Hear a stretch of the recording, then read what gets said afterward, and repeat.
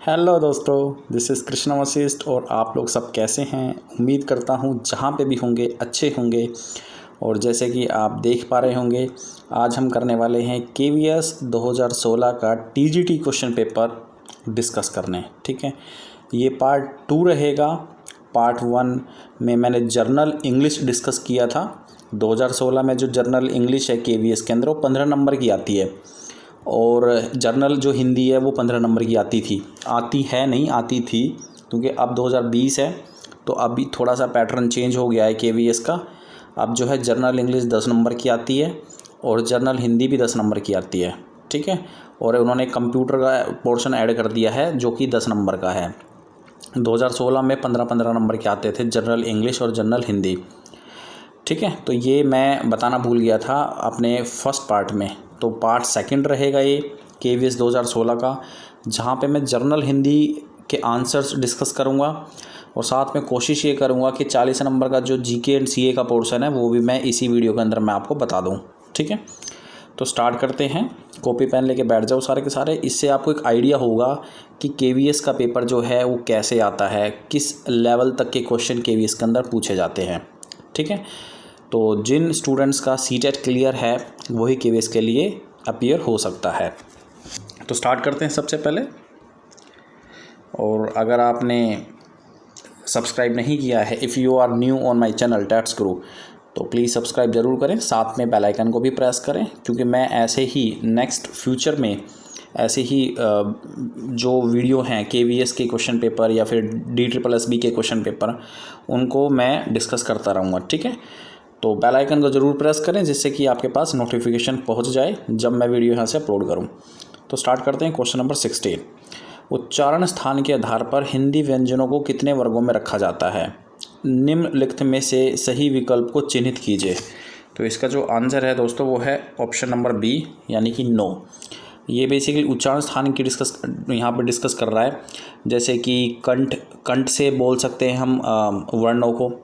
ठीक है, या फिर हिंदी व्यंजनों को कंठ से बोल सकते हैं, तालु से बोल सकते हैं, नासिका से बोल सकते हैं, ओष्ठ से बोल सकते हैं। ठीक है, और इनके कॉम्बिनेशन से भी बोल सकते हैं, दंत से बोल सकते हैं, दंत प्लस ओष्ठ। ठीक है, नासिका प्लस ओष्ठ। तो इस तरीके से तो आप जो कॉम्बिनेशन बनाने बैठोगे तो टोटल 9 बनेंगे। ठीक है, तो इसका जो आंसर है वो 9 है। जो हिंदी व्यंजनों को हम उच्चारण के स्थान पर 9 वर्गों में हमने बांटा हुआ है। बात करते हैं क्वेश्चन नंबर 17 की। तो को किस कारक की विभक्ति है? निम्नलिखित में से सही विकल्प का चयन कीजिए। तो बहुत आसान सा क्वेश्चन है ये, और इसका जो आंसर है वो है C, यानी कि जो कारक होते हैं कर्ता ने, कर्म को, करण से, अपादान के लिए, इस तरीके से हमने याद किया हुआ है ना, कर्ता ने, कर्म को। तो कर्म के साथ जो कर्म कारक है उसके साथ कौन सी विभक्ति आ रही है? को। ठीक है, तो कर्म इसका आंसर है। हमने तो ऐसे ही याद किया हुआ है, आप लोगों को नहीं पता मैंने कैसे याद किया होगा। आपने कर्ता ने, कर्म को, करण से, अपादान का, के लिए, इस तरीके से हमने याद किया हुआ है। उसके बाद मूव करते हैं क्वेश्चन नंबर 18 की तरफ।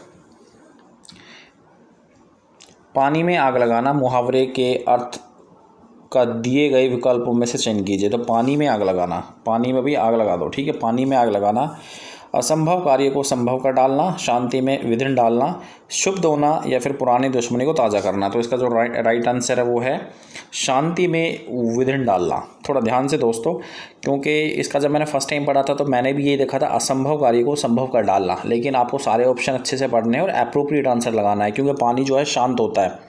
ठीक है, तो पानी में आग लगाने का मतलब होता है शांति में विधिन डालना। क्लियर। Question number 19। दोपहर के बाद का समय के लिए निम्नलिखित शब्दों में से कौन सा उपयुक्त है? चिन्हित कीजिए। संध्या, अपहरण, पूर्वा, या फिर दिन। तो जो है इसका राइट आंसर आ जाएगा B ऑप्शन, अपहरण। ठीक है, पूर्वा जो है वो मॉर्निंग के टाइम को होता है, संध्या जो है वो शाम को बोलते हैं, दिन तो आपको पता ही होता है जब दिन निकलता है, आफ्टरनून। उसके बाद आविर्भाव का विपरीतार्थक शब्द निम्नलिखित विकल्पों में से छांटिए। तो आविर्भाव का विपरीतार्थक शब्द आपको बताना है। ठीक है, तो इसका जो राइट आंसर है वो है संभाव। ठीक है, सॉरी संभाव नहीं है, आई एम रियली सॉरी। इसका जो आंसर है वो है त्रोभाव। ठीक है, जो शिव की आराधना करते हैं उनको क्या कहते हैं? सिद्ध, शाक्त, शैव या वैष्णव? तो इसका जो आंसर है वो है शैव। ठीक है, शिव की जो आराधना करने वालों को शैव कहा जाता है। यशोधरा शब्द का संधि विच्छेद, इनमें से कोई एक आप पता करिए कि कौन सा संधि विच्छेद ठीक है। तो पहला ही ठीक है, यश प्लस यश प्लस धरा। सही विकल्प को चुनकर निम्नलिखित वाक्यों के रिक्त स्थान की पूर्ति कीजिए। सिंहासन खाली करो की डैश आती है। अब इसमें ना जोड़ जोड़ के आप देख सकते हैं। सिंहासन खाली करो की असुर आती है, जनता आती है, लोक आती है, देवता आती है। तो चारों ऑप्शन में से जब आप जनता इसके अंदर डालोगे, सिंहासन खाली करो की जनता आती है, तो यही यहाँ पे सही बैठ रहा है। और वैसे भी ऑफिशियल आंसर की के हिसाब से जनता ही ठीक है। ठीक है, तो काफ़ी इजी सा क्वेश्चन था ये। कौन सर्वनाम का गुणवाचक शब्द दिए गए विकल्प में से चिन्हित कीजिए। जो कौन है, जो कौन एक सर्वनाम है, तो बेसिकली उसका जो गुण है वो किसके साथ मैच कर रहा है। अब कौन, थोड़ा ध्यान से देखना, ऑप्शन आ गए आपके पास। कौन, कैसा, कितना, किस, कितने। कैसा, कितना, किस, कितने।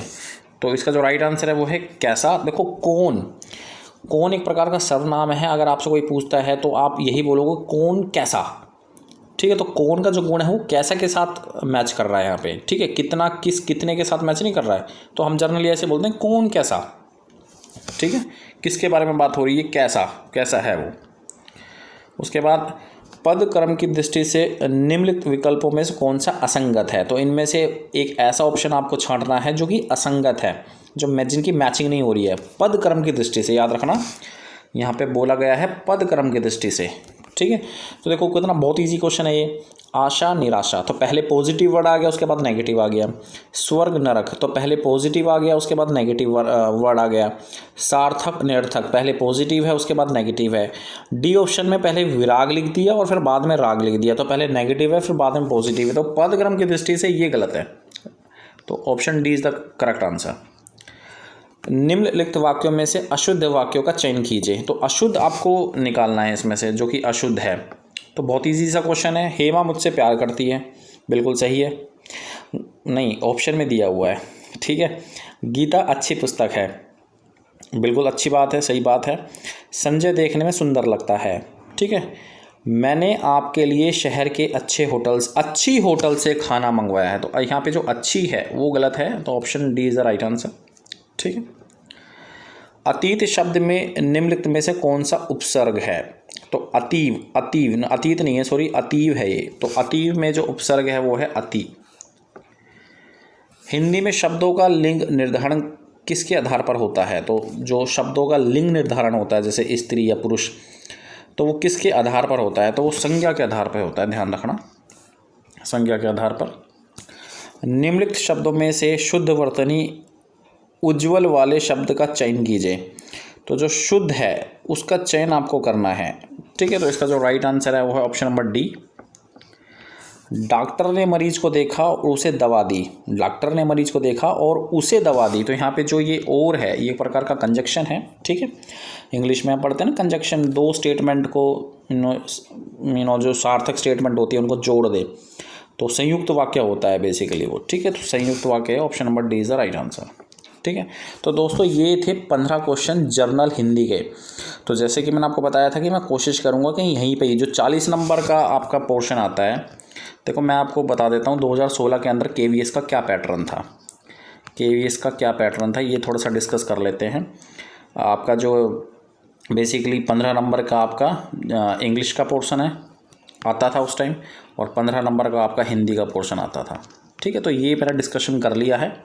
उसके बाद 40 नंबर का आपका GK एंड CA आता था। GK CA का मतलब है आपका general knowledge and current affair, ये आते थे 40 नंबर के। और 40 नंबर का आपका आता है था उस टाइम 40 नंबर का आपका पैडागोजी। ठीक है, शिक्षण शास्त्र से रिलेटेड आता था।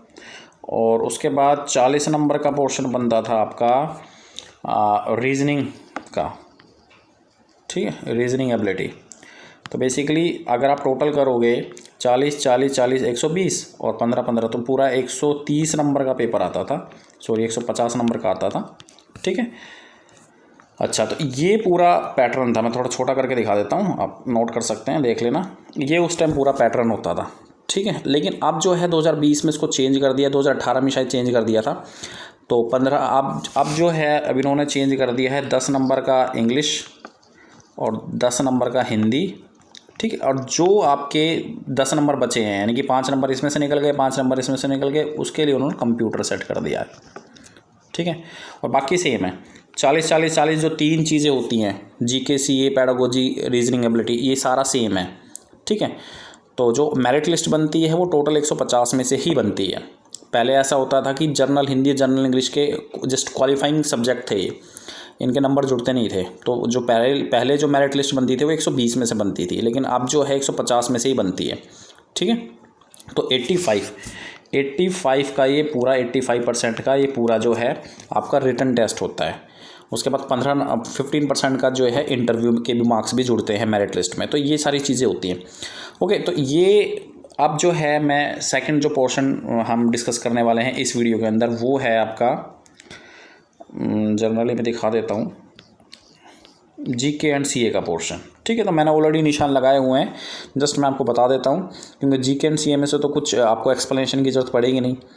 तो 31 क्वेश्चन है, the Reserve Bank of India has directed all the bank to make dash cards, मतलब जो रिजर्व बैंक इंडिया यानी कि आरबीआई है, उन्होंने क्या मैंडेटरी कर दिया है 1 जनवरी 2017 से। तो इससे एक आपको आइडिया हो जाएगा कि इस तरह की जीके सीए आती है पेपर में, केवीएस के पेपर में। तो जो पहला क्वेश्चन है उसका जो राइट आंसर वो है आधार कार्ड। तो आधार कार्ड उन्होंने मैंडेटरी कर दिया है, आप लोगों को भी पता होगा, तो बैंक के अंदर जो आधार कार्ड को मैंडेटरी कर दिया है, अकाउंट खोलने के लिए आधार कार्ड की ज़रूरत होती है। उसके बाद 32, union cabinet on August 31, 2016 gave its approval to the radical changes in the FDI regime by allowing increase up to 100%। तो जो यूनियन कैबिनेट है उन्होंने 31 अगस्त 2016 को बेसिकली किस सेक्टर में ये छूट दी है, आप क्वेश्चन पढ़ लेना अच्छे से। तो डिफेंस सेक्टर में, यानी कि रक्षा प्रणाली के अंदर, ठीक है। तो वहाँ पे वो 100% का इन्होंने इंक्रीमेंट कर दिया है। बाकी आप जो है अच्छे से क्वेश्चन को पढ़ लेना ताकि वीडियो लंबा ना हो, इसलिए मैं जल्दी बता रहा हूँ आपको। 33 question, the new director of press trust of India with effect from September 2016। जो न्यू डायरेक्टर है प्रेस ट्रस्ट ऑफ इंडिया का, वो कौन है? रियाद मैथ्यू, ठीक है। ऑप्शन मैंने लगाए हुआ है वहाँ पे, Riyad Mathew. The Harvard foundation 2015 humanitarian of the year award has been given, Kailash Satyarthi को दिया गया है ये अवार्ड, ठीक है। हार्वर्ड फाउंडेशन 2015 मानवता का जो ये अवार्ड है ये किसको दिया गया है? कैलाश सत्यार्थी को। Who won the Filmfare Best Actress Award for the year 2015? Best actress का अवार्ड किसने जीता था 2015 के अंदर? वो है Deepika Padukone. The international court of the Hague in July 2016 rejected China's claim over Taiwan straits, ठीक है। ताइवान स्ट्रेट्स निशान भी लगा हुआ है।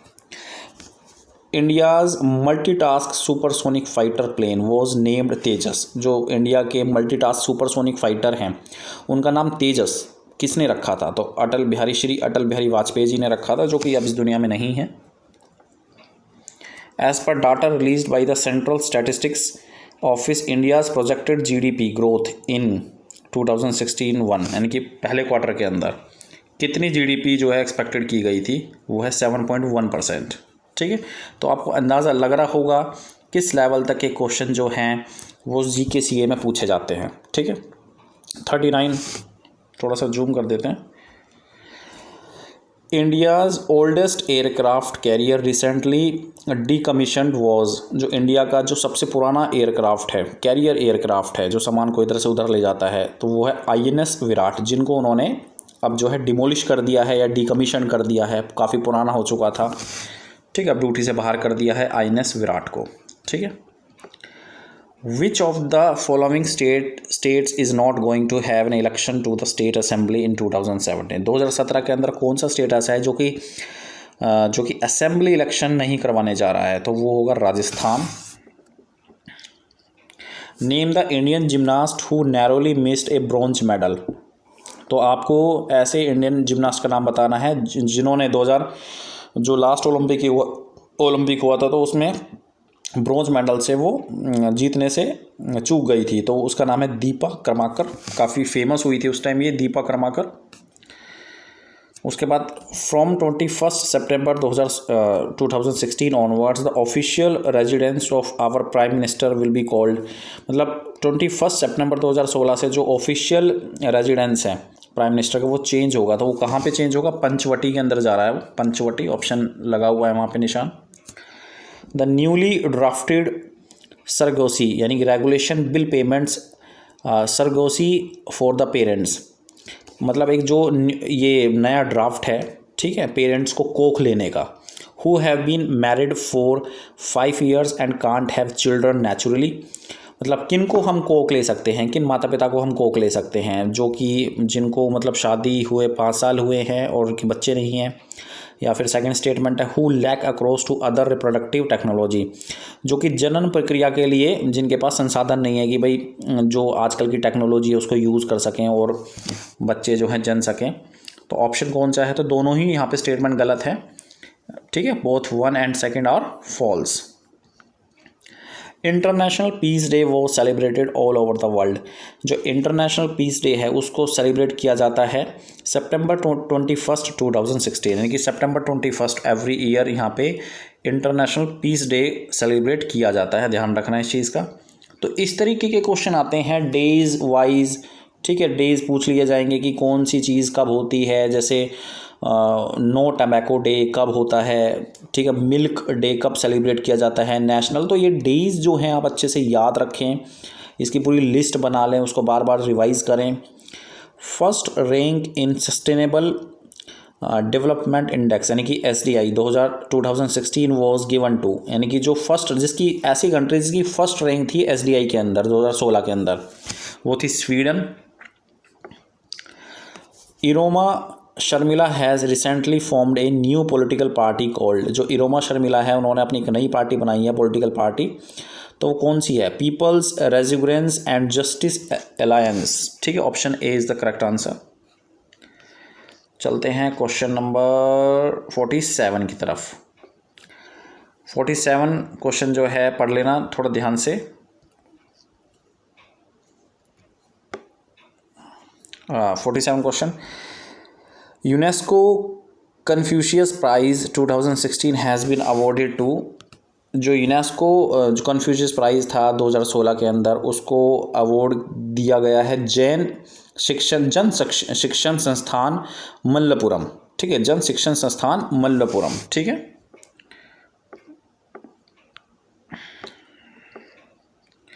Expressing it's opinion on the defamation law the supreme court has said. जो मानहानि का जो केस होता है नॉर्मली, तो उस पर सुप्रीम कोर्ट ने अपनी एक राय रखी है। तो बेसिकली उसमें उन्होंने क्या कहा है? Option B, freedom of speech and expression is not an absolute right is the right answer. First Indian women cricketer to be honored with MCC life membership is Anjum Chopra. Anjum Chopra is the right answer. How many candidates of Indian origin won election 2016 to Canada's House of Commons? तो कितने candidate थे जो जीते थे? 19 is the right answer. Scramjet rocket engine was successfully tested fired recently by. मतलब किसने successfully इसको test किया था? तो वो है इसरो, जो हमारी टेक्नोलॉजी जो बेसिकली मिसाइल आप कह सकते हैं इंडियन स्पेस रिसर्च ऑर्गेनाइजेशन है जो इंडिया की, तो उन्होंने इसको टेस्ट किया था। Which one is odd man out? तो इनमें से आपको एक गलत निकालना है। देखो फिर से डे आ गए, तो इनमें से जो गलत डे है वो जो लिखा हुआ है यहाँ पे वो है वर्ल्ड फूड डे अक्टूबर 1। यही चीज़ गलत है यहाँ पे, ऑप्शन ए गलत है, ठीक है। 53 इन July 2016 dash was appointed the new chairman of airports authority of India. मतलब 1 जुलाई 2016 से एयरपोर्ट्स अथॉरिटी ऑफ इंडिया का नया चेयरमैन कौन होगा? तो इसका आंसर है Guru Prasad Mohapatra. Supreme court has reprimanded BCCI and given it an ultimatum to, मतलब अभी हाल ही में सुप्रीम कोर्ट ने फटकार लगाई है बीसीसीआई को। तो बेसिकली कौन से रीज़न के लिए फटकार थी? तो इम्प्लीमेंट लोधास पैनल रिकमेंडेशन, ठीक है। तो जो लोधा पैनल जो कमेटी उन्होंने बैठाई हुई थी और इन्होंने जो रिकमेंडेशन दी है उसको बीसीसीआई ने इम्प्लीमेंट नहीं किया था, जिसकी वजह से सुप्रीम कोर्ट ने बीसीसीआई को फटकार लगाई थी। Who was the captain of Indian women's hockey team for Rio Olympics? जो रियो ओलंपिक हुए थे उसमें इंडियन वीमेन हॉकी की कैप्टन कौन थी? Sushila Chanu. Sushila Chanu is the right answer. 56 question, Donald Trump is the dash president of the USA, यानी कि USA के जो डोनाल्ड ट्रंप प्रेसिडेंट बने अभी हाल ही में, तो वो उनका नंबर कौन सा है? 45th प्रेसिडेंट है वो। The Nobel prize for medicine 2016 has been awarded to, जो नोबेल प्राइज़ मिला है दवाइयों के लिए, जो स्पेशल दवाई बनाई होगी इन्होंने 2016 के अंदर, तो वो कौन है जिनको नोबेल प्राइज़ मिला है? Yoshinori Ohsumi is the right answer. Match the books recently published with their authors, तो बेसिकली बुक के नाम दिए हुए हैं और ऑथर के नाम दिए हुए हैं, तो आपको बेसिकली मैचिंग करनी है, ठीक है। तो इसका राइट आंसर मैं आपको बता देता हूँ, B is the right answer, ठीक है। ए थर्ड के साथ जाएगा, बी सेकंड के साथ जाएगा, सी फर्स्ट के साथ जाएगा, okay. 59 question, central board of direct taxes launched e Nivaran facility to help the tax payers, मतलब जो basically central board of direct taxes है, जो टैक्स लेते हैं, जो अथॉरिटी है इंडिया की, उन्होंने हाल ही में ई निवारण फैसिलिटी जो है वो टैक्स पेयर्स को के लिए लॉन्च की है। तो बेसिकली वो किससे संबंधित है? Income tax refunds, income tax returns, tax deducted at source. तो तीनों ही सत्य हैं, तीनों ही ट्रू हैं यहाँ पे, ठीक है। तो जो ई निवारण फैसिलिटी उन्होंने लॉन्च की थी वो इनकम टैक्स रिफंड वालों के लिए थी, इनकम टैक्स रिटर्न जो रिटर्न भरते हैं, और टैक्स डिडक्टेड एट सोर्स। तो तीनों ही ऑप्शन यहाँ पे करेक्ट हैं, A option is the right answer. Rio Olympic 2016 के अंदर जो फाइनल मैच हुआ था, ठीक है, ब्राज़ील एंड जर्मनी के बीच, तो उसमें 90 मिनट्स के अंदर जो टीम का स्टेटस था वो कितने कितने गोल पर था? तो वो है 1 all. 61, after a meeting between president Barack Obama and Myanmar state counsellor Aung San Suu Kyi, the US seems to be prepared, मतलब जो इनकी मीटिंग हुई थी बराक ओबामा की और म्यांमार स्टेटस काउंसलर की, तो वहाँ पे जो बराक ओबामा थे वो प्रिपेयर्ड थे, या फिर जो यूएस था वो प्रिपेयर्ड था किस चीज़ के लिए? To lift all sanctions on Myanmar, मतलब म्यांमार से अपनी सेना वापस बुलाने के लिए वो सारे प्रिपेयर्ड थे, ठीक है। बात करते हैं क्वेश्चन नंबर 62 की, who was the chief guest on our republic day parade 2016? तो बेसिकली ये मैं आपको बता दूं, ये क्वेश्चन थोड़ा सा गलत है, क्योंकि यहाँ पर 2016 की जगह 2017 आना चाहिए था, 2017, ठीक है। तो अगर 2017 के हिसाब से क्वेश्चन पूछा जाए तो बी ऑप्शन करेक्ट हो जाएगा, crown Prince of Abu Dhabi, इनको चीफ गेस्ट बुलाया गया था। Indian banks have recently recalibrated their ATMs. Here ATM stands for, अभी हाल ही में इंडियन बैंक्स ने अपने ATMs को चेंज किया है। तो ATM का मतलब होता क्या है, इसकी फुल फॉर्म आपको बतानी है, ऑटोमेटेड टेलर मशीन इसका फुल फॉर्म होता है। The first Indian women to win a gold medal in Paralympic games 2016, जो पहली इंडियन वुमेन थी जिन्होंने गोल्ड मेडल पैरालंपिक गेम में जीता था वो कौन थी? तो यहाँ पे मैं बता दूँ ये क्वेश्चन भी गलत है, क्योंकि यहाँ पे गोल्ड मेडल की बात नहीं थी, यहाँ पे बेसिकली सिल्वर मेडल की बात होनी चाहिए थी, ठीक है। तो वो है Deepa Malik. Who won the Filmfare best actor award for year 2015? 2015 का Filmfare best actor award किसने जीता था? तो आंसर हो जाएगा Ranveer Singh. 8th BRICS summit held in October 2016 took place in Goa, ठीक है। The recent meet of BRICS Women Parliament was held at Jaipur. 68th question, according to Forbes 100 richest Indian list, number 1 rank is held by, मतलब Forbes जो पत्रिका है उसके जो magazine है उसके अकॉर्डिंग 100 रिचेस्ट इंडियंस के अंदर सबसे पहले कौन थे? तो वो हैं Mukesh Ambani. 69th Nobel peace prize 2016 winner, July July Manuel Santos is the president. जो नोबेल पीस प्राइज़ है 2016 जीतने वाले July Manuel Santos is the president, किस कंट्री के वो प्रेसिडेंट है? Colombia. And last question, question number 70. The Delhi High Court has recently granted Indian citizenship to those Tibetans will were born here between. जो Delhi high court है उन्होंने Indian नागरिकता दे दी है Tibetans को। वो तिब्बतन्स जो यहाँ पे रह रहे थे कब से कब तक, जिनका जन्म हुआ कब से कब तक, जुलाई 26 1950 से लेके जुलाई 1 1987 के अंदर।